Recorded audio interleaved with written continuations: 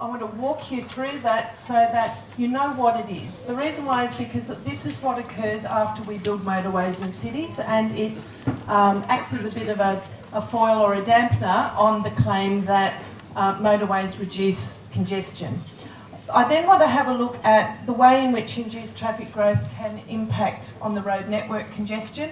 I'm then going to briefly talk about how that fits in with WestConnex generally, and then I want to spend a bit of time talking about the F6 and its history specifically.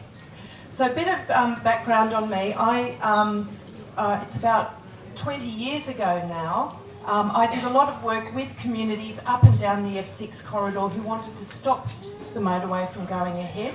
We were successful that time, and what we also did was we spent a lot of time looking at what alternative public transport proposals and developments could go on instead. So the Cronulla line duplication and the Bondi Junction turnback were the outcomes from all of that community activity. So that's actually made a very big difference to this area. So people power does work, but you need to be aware of what motorways do in practice. So here we go. All right. So what I like to do is to show people an example. This is, we're going to look very briefly at what happened before and after this section of the M4 was built back in 1992. Now this is a long time ago, but what you'll see here in the data that I'm going to show you is what happens pretty much every time we build a new motorway in Sydney or any other city in the world. It's a standard response that networks have. So this is a map just to orientators. So that's the M4 through there. The M4 is the Western Sector motorway, and it has a series of parallel arterial roads alongside it that are not motorways. They're signalised roadways, okay? So the Great Western Highway and others. All right, next slide. So what we can see here on this graph down here, and I'll try and for those up the back, I'm sorry about this, so I'll try and be a bit more descriptive about it. But what this shows is traffic volumes over time, and in the red one here, we can see what happened with the traffic volumes on the M4 motorway. When the new section was put in, you see a very big jump in those road traffic volume figures. So where it was sitting down around 40,000 vehicle movements on average each day, after that new section was put in, it jumped up to just under 80,000. So it's quite a big jump. Now what also happened, and you'd expect this to occur, is that the road traffic volumes on the Great Western Highway, they went down. And they went down because some folks decided to shift to the motorway because it was quicker. Makes perfect sense. But, and here's the interesting part, when we add these together, we still get a jump. So there is additional traffic volumes or additional travel movements being created in addition to those folks who came off the Great Western Highway, which is the parallel road. Now where that volume comes from, and this is about 20,000 vehicles or so on this graph, and to keep things brief, I haven't put all the other graphs in, but basically we can see that there were people who came off the parallel rail services, and we can also see that there were lots of people who were coming from roads much further away than the Great Western Highway. So we call that traffic reassignment and mode shifting. But even when we go and look at all of the other possible opportunities, in this particular example, we still find that there are 11,000 additional road movements on average per day that are taking place on the network that weren't taking place previously. And that's what we call induced traffic growth. And whenever we build a road, what tends to happen is it induces all of us to drive more because it's easier, it's quicker. And we keep doing that until we reach a point whereby the congestion sort of says to us, no, there's not much, this isn't much fun, it's taking too long. So we then stop driving as much. And this is a very natural process within cities. All right, let's go to the next one. Oh, we had some animations there. I was just showing you where the traffic counting stations are. Here's another quickie. So this is the same sort of principle, but this is the Sydney Harbour Bridge. And what I want to show you here is the way in which the traffic volumes kept growing until about 1986, when they hit what we call their ceiling capacity. So without going into all the math, roads have a natural ceiling capacity, a point beyond which the traffic volumes won't grow. So the ceiling capacity on the deck of the Sydney Harbour Bridge is about 180 annual average daily traffic movements. And you can see that here in this data for what that's worth. Now the reason why I'm putting it up is because the next slide shows us some of the language that traffic engineers use. And what we always do is talk about things in terms of level of service. It's pretty easy to understand, you just need someone to take you through it. So what we do is we talk about things in terms of level of service A through to F, all right? A, it's free flowing. E is this ceiling capacity point that I showed you on the earlier graph. And F means that things are really bad. You could use a popular expletive to describe how things are if you wanted to. And some engineers do. But the point here is that when we go and look at the level of service for a lot of the surrounding roads around WestConnex, what we find is that in the models for after the WestConnex has been built, these roads, the distribution network in many cases is operating at level of service F. So it's filling up very quickly. We're not going to see a lot of improvements on what we call those feeder networks. So there's a lot in all of this, and environmental impact statements these days are thousands of pages long.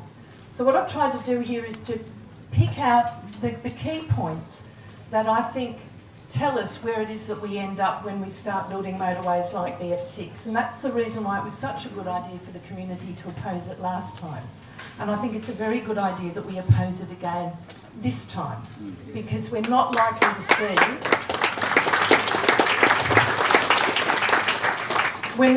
to see enormous gains from it. Okay, so how do you win? How do you make things better in a city and make its urban transport a bit better? Let's go to the next one. All right, I've only got one slide here. This is a very difficult principle to describe, but we'll see how it goes. There's something in traffic and transport planning called the Moggridge principle, and it's all about the relationship between the public transport network and the road network. So the speed of the public transport network actually determines the speed of the road network. And the way that happens is that public transport operates to a fixed speed, a scheduled speed, a timetable, okay? And roads operate to variable speeds. The speed changes depending on how many of us are on that road network in our cars. So the speeds go up and down.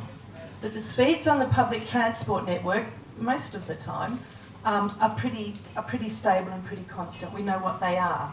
Now, most of us, whenever we go out and make a trip or we travel somewhere, we'll take whichever option is quickest. That makes sense. I don't want to spend lots of time, travelling if I don't have to. So I'll go for whichever option is quickest. And you probably all do the same too. You may take a different option if you've got to take children with you, or you've got to carry heavy bags or something like that. The public transport option might be quicker, but sometimes it's not right given what you've got to do with that trip. Or you've got to link a whole lot of different destinations together, and public transport doesn't do that. But most of us will go for whichever option is quickest. So if the public transport speed is lifted, some of us will then shift to that public transport option because it provides a quicker service than what using a car does. And it does happen sometimes, the public transport speed is lowered and it becomes slower, then some people will actually abandon the public transport network and get onto the road network. They add to congestion, and so road network speeds drop. So this is how the relationship works. And so in areas like the Rockdale area through here, and also the Shire, I grew up in the Shire, so I've been there for a long time. I now live somewhere else.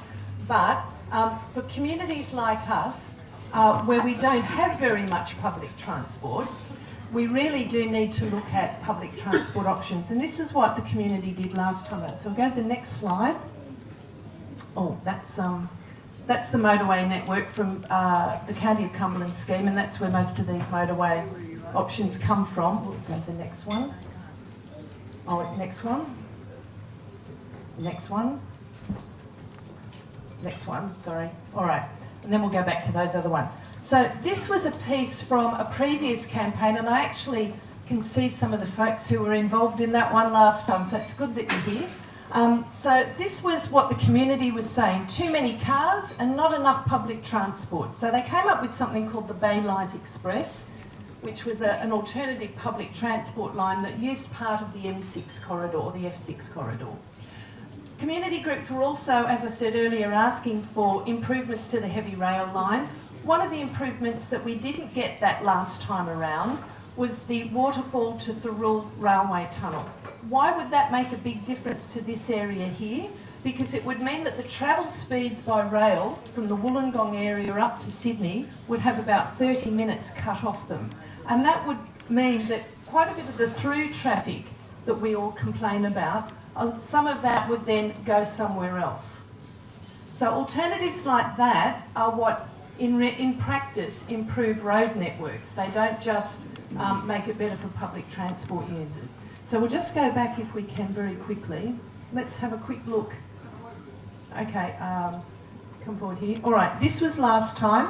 So once again, and this map is quite good. So we've got the M5 coming in here, the M4, and then there was the question of, well, how do you connect them? And at that time they were using the M6 as a means to push through what's now being called Stage 3 of WestConnex.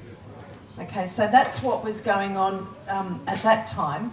But the push to build motorways, the new motorways, was coming from the outer areas in towards the inner areas, whereas this time it's been the other way around. It's the inner areas and then the outer areas that they've gone for. Go to the next one. Okay, 1 minute. Alrighty. So here we are. What's going to happen to this area if this motorway goes ahead under these circumstances? So throughout this area, you will get induced traffic growth. But because there's likely to be a very high toll on this road, not a lot of that, or not all of that traffic that could use it, would use it. Some of it's going to stay on the surface road, and this has been the experience with the M4 this time around. So we haven't seen significant drops on the parallel arterial roads. We've actually seen increases there, and I would suggest that we'll get pretty much the same thing in this case. What also tends to happen is that you tend to get bottlenecking around the on and off ramps. So remember that point that I made earlier about level of service A through to F? We're likely to see level of service F more often in those roads around where people would be going on and off the motorways. So just to finish off, the next slide, I think. This is from the Greater Sydney Plan, and what they talk about in this axis here, which is the one we're talking about, is they talk about a road, but they also talk about looking at an alternative public transport or mass transit line. So what I think we need to do to bring more balance to the discussion is highlight a very good and prominent public transport alternative so that we can avoid the induced traffic growth and the level of service F on the intersections and all those other points. Has been spent working in my own community and with other communities and researching and publishing articles about the WestConnex. Now, of course, the F6 is in many ways best seen as an extension of the WestConnex. And just this week, Michael West, an eminent business journalist, and some of these people I'll mention, I'll make sure the organisers have URLs to their work. But Michael West published a major expose about what the tolls will be in New South Wales, in Sydney, which is called, it's gone from 4 tollways, when my involvement in this campaign began, back at the end of 2014, to 10 tollways. And an unbearable burden is going to be placed on the people of Sydney for decades to come from those tolls. But today, my job is really to replace Professor Paul Torzillo. And obviously, Professor Tsounis, he is actually one of the most eminent in Australia respiratory medicine professors, and he did a talk at Camperdown. Now that talk is on video, and you'll get, those of you who supply your email will get a URL to that. But Paul, before he gave this talk, did an extensive research into the literature that is available on air pollution and roads. Now, it goes without saying that if you bring in more traffic, as Michelle has explained and may read, if you bring in more traffic, you are going to get more air pollution. That is a fact that cannot be denied. If you tear up a park, which is what is suggested here, and build a motorway and portals in the middle of it, it's clear that you are going to absolutely increase the air pollution and damage the health of people around that situation, which is this community. So what Paul said, and I'd like to read you this. He said that if you are living near where these sites are going to happen, you will be constantly exposed to the disruption of your environment, to dust, to noise and vibration over a period of years. Now, if a child is 2 and they're near a construction site, they're going to be going to school by the time this is finished. So we need to think about construction in a serious way. And then, of course, there's the operation. And he says that constant life pressure doesn't just lead to upset and anxiety, it has a direct impact on the physical health problems as well. Now, people don't always know what is caused by what with their health. But if people become unhealthy, their doctors aren't necessarily going to be able to prove that. But there is no doubt that air pollution does damage health. He says in cities like ours, traffic-related air pollution is a major contributor to air pollution. It's probably around 30% and upwards in cities like ours. Every major project and program and project like this around the world leads to more cars and more vehicles. It's well looked at by research. It's not something we've got to do ourselves. Every single infrastructure project like this leads to more cars and more vehicles coming into cities. And there is a huge amount of evidence, and this is the important bit, that air pollution increases death from cardiovascular disease. That is very grim fact. And that's the leading cause of death in Australia. It leads to increased hospital admissions from heart disease. It leads to increased stroke. It leads to increased respiratory disease. And it leads to increased deaths from respiratory disease. And it leads to higher rates of low birth weight, which of course have effects, lifelong effects on health. And more recently, for example, research has come out showing that living close to a very busy road can lead also to the earlier onset of dementia. Definitely increases rates of asthma. And then there's things called ultra-fine particles, which so all of this is a developing area of research which haven't yet been included in the EISs and are much more difficult to measure. Now, one thing Paul said, and which I really agree with, is do not get totally diverted by the need to filter ventilation stacks. Do not get diverted by that. It's not that it wouldn't be better to filter them, it's just that the amount that is going to be cut out if you filter them does not overwhelm, does not fix the massive problem by building these motorways.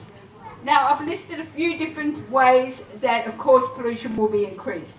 For those people living around the portals, it will be particularly bad. And the EISs that have been done for the M4 East and the M5 and the M4, M5 definitely show that on maps. The maps are very difficult to read and they're produced in a way that is hard to read, but there is no doubt about that. There is no doubt about if Stage 3 of West Connects goes ahead and if this project goes ahead, there will be aged care centres, community centres and schools that will be suffering from more pollution. There's no doubt about that. There is, as I've mentioned, the construction noise and impacts, which they aren't included in the EIS at all in a quantitative way. What I mean by that is, yes, they admit that the dust is bad, and we know from St Peters and Haberfield that it is very bad and impacts people, but that won't be measured in a way that they admit to. So that is another thing. There's the pollution caused by the trucks going down the street. There is, of course, the tunnels themselves, which is a highly expert area, but you have to have your windows up. I think we all know that. There's going to be people driving in these tunnels. Can you imagine if you went from a tunnel from Wollongong right through to the North Shore? They have not even begun to look at what the impacts of that will be. And of course, there's the pollution stacks. Now, what I want to say about the pollution stacks is it's particularly bad to build, and even the EISs, if you bury into the technical appendices, this is clear, that going above 10 metres near to a ventilation stack, which also means, of course, being in a valley near to a ventilation stack, will cause elevated levels of PM 2.5, and they're recommending against it. And there is meant to be a condition that the RMS consult with the Sydney Motorway Corporation, in this case it will be RMS, to stop that happening. But you only have to go to Uncliffe right now, where one of the stacks on this project will be, and it is absolutely shocking. I find it shocking to think that they are allowing those buildings to be going on so close to where the ventilation stack for the M4, M5 and for the F6 will be just near the corner of Marsh Street, near where the frog ponds were.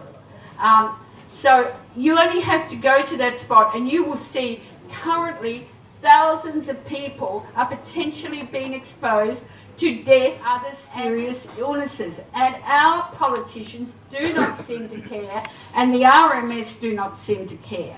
And we have to ask why. And I think I need to wind up now, Sumi, but we have to ask why. And it has to be that our government is being captured by the road lobby. There are people who want to build these roads who are sadly so short-sighted. And I mean, I drive along the M5 and, you know, of course some people have got to be building roads. Of course they've got to be near diesel engines. But I feel for the people who are working on building these projects so near to 8 hours a day of diesel pollution. But we've got to somehow put a stop to this. And I suppose, although I could have said more about the EIS process, and I'm very happy to talk to anyone else and talk about the people who do it, who've also got contracts, commercial contracts in WestConnex. But it's really clear that you cannot rely on the EIS process to fix this. We have worked on them so hard with the M4S. We've done people's EISs. We've put in 13,000 submissions. We've done everything we can and nothing makes a difference. It has to be stopped politically and there is no time to waste. So of course there's a massive literature available on the impacts, but there is no question that if this project goes ahead, the areas around here, that your health will be affected. So thank you very much for coming today and thank you for listening.